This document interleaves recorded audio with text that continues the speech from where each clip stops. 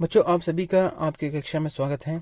कि जैसे कि 11वें अध्याय में यहाँ पे दिया गया है राखी का मूल्य, यानी राखी का मूल्य क्या है, इसका राखी का महत्व क्या है, राखी कब से राखी का त्यौहार जो है कब से प्रारंभ हुआ उसके बारे में दिया है। हम कल की कक्षा में राखी का इतिहास क्या है, राखी कब सबसे पहले किसने बांधा, किसने राखी भेजा, उसके बारे में हमने कल की कक्षा में जानकारी प्राप्त किए थे। आज की कक्षा में इस कहानी के अंतर्गत हम जो पीठिका यहाँ पे दी गई है उस पर हम चर्चा करेंगे। राखी भारत के लोकप्रिय त्योहारों में से एक प्रमुख त्योहार है। राखी जो है भारत का जितने भी लोकप्रिय यानी जनप्रिय जितने भी प्रचलित प्रमुख त्योहार हैं उनमें से एक राखी भी प्रमुख है। इस दिन बहनें अपने भाइयों की मंगल कामना करती हैं और स्नेह तथा उल्लास से उनकी कलाइयों पर राखी बांधती हैं। इस दिन जो है राखी के दिन जो है बहनें जो हैं भाई के लिए मंगल कामना यानी सुख सुविधा का कामना यानी भगवान से प्रार्थना करती हैं और स्नेह तथा उल्लास का यानी खुशी से भाई के कलाई में राखी को बांधते हैं। भाई अपनी बहनों की रक्षा का वचन देते हैं। बादशाह हुमायूं ने भी भारत की इस प्राचीन सांस्कृतिक परंपरा का निर्वाह किया था। जो भारतीय इतिहास में अगर हम देखा जाए तो भारत के जो बादशाह थे हुमायूं, उसने भी इस संस्कृति का निर्वाह यानी पालन किया था। जिस प्रकार हम देख सकते हैं, चित्तौड़गढ़ के भीतरी भाग में स्वर्गीय महाराजा सांगा की पत्नियां कर्मवती, जवाहर बाई तथा अन्य क्षत्रिय थालियों में राखी सजाए खड़ी हैं। बहनें टीका करके भाइयों को राखी पहनाती हैं और तलवारें देती हैं। जिस प्रकार यहाँ पे एक छोटा सा यह नाटक के माध्यम से है कि चित्तौड़ जो हमारा इतिहास का जो प्रमुख गढ़ माना जाता है, वहाँ की जो रानियां और वहाँ की जो क्षत्रियां जो है थाली में राखी लेकर भाइयों की कलाई में राखी बांधने के लिए वहाँ पे बहुत ही आनंद के साथ उल्लास के साथ ठहरी हुई है।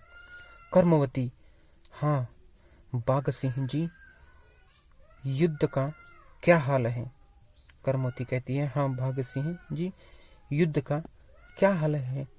बाघ सिंह, राजपूत वीरता से लड़ रहे हैं। बाघ सिंह कहता है कि राजपूत जो हैं वीरता से लड़ रहे हैं, किंतु एक तो हमारी संख्या बहुत कम है, दूसरे शत्रुओं का तोपखाना आग उगल रहा है। बाघ सिंह कहता है एक तो हमारे शत्रु बहुत कम, हमारे शत्रुओं के जो तोप है उससे हम बहुत ही उनका जो तोप है बहुत ही आग उगल रहा है और हमारी जो वीरों की संख्या जो है बहुत कम है, उसका मुकाबला तलवारों से तो हो ही नहीं सकता।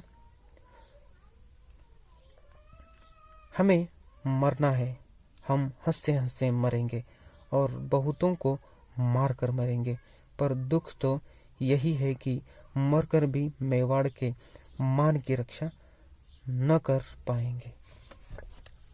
वहाँ के जो राजपूत कहते हैं कि हमारी संख्या, हमारे सैनिकों की संख्या बहुत कम है और हमारे शत्रु जो है वह तोप से बारूद गोला फेंक रहे हैं। आखिरकार हमें मरना ही पड़ेगा और हम ऐसे ही नहीं मरेंगे, हम हंसते हंसते मरेंगे और बहुतों को मार कर मरेंगे। वहाँ की शत्रुओं की जो वीरता है इससे पता चलती है और वह कहते हैं हम मर कर भी मेवाड़ की मान की रक्षा नहीं कर पाएंगे। इस प्रकार वहाँ के जो बाघ सिंह हैं वह कहते हैं। कर्मवती, बड़ा कठिन प्रसंग है, इस समय मेरे स्वामी नहीं है। कर्मवती कहती है कि बड़ा कठिन प्रसंग है, अभी का जो प्रसंग जो है बहुत ही कठिन है, इस समय मेरे स्वामी नहीं है। इस समय जो मेरे स्वामी जो है वह यहाँ पे नहीं है। उनके रहते मेवाड़ की ओर आंख उठाने का किसमें साहस था। मेरे स्वामी अगर रहते यहाँ पे, अगर रहते तो किसी में हिम्मत नहीं होती थी कि मेवाड़ की तरफ आंख उठाकर देख सकें। उनके आतंक से मेवाड़ के बाहर भी दूर दूर दूर तक अत्याचारियों के प्राण कांपा करते थे। वो यहाँ पे उनके साम्राज्य में भी और उनके साम्राज्य से बाहर भी जितने भी अत्याचारी थे, उनके भी प्राण जो है उनके डर के मारे कांपते थे। मेवाड़ की सीमा में पैर रखने का तो साहस ही किसे हो सकता था। बाघ सिंह जी, हमने आपसी दुश्मनी की आग में अपने ही हाथों अपना सर्वस्व स्वाहा कर दिया है। हम जो आपसी हमारी जो दुश्मनी है, उसी के माध्यम से हमने हमारे जो सर्वस्व जो है, हमारे पास जो सब कुछ जो है, उसी को हमने स्वाहा कर दिया है, यानी खत्म कर दिया है। इस प्रकार करमोती को बाघ सिंह कहता है। बाघ सिंह, अब पश्चाताप करने से क्या होता है देवी?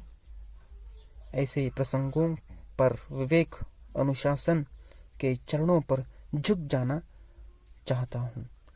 बाघ सिंह कहता है, ऐसे प्रसंगों पर हम जो है अभी पश्चाताप करने से क्या हमें प्राप्त होगा। अब हम इस समय जो है ऐसे समय में विवेक और अनुशासन के साथ सोच समझकर जो भी है उससे हमें आगे बढ़ना चाहिए। इस प्रकार बाघ सिंह कहता है। यह राखी का मूल्य आज की कक्षा का यह पाठ है।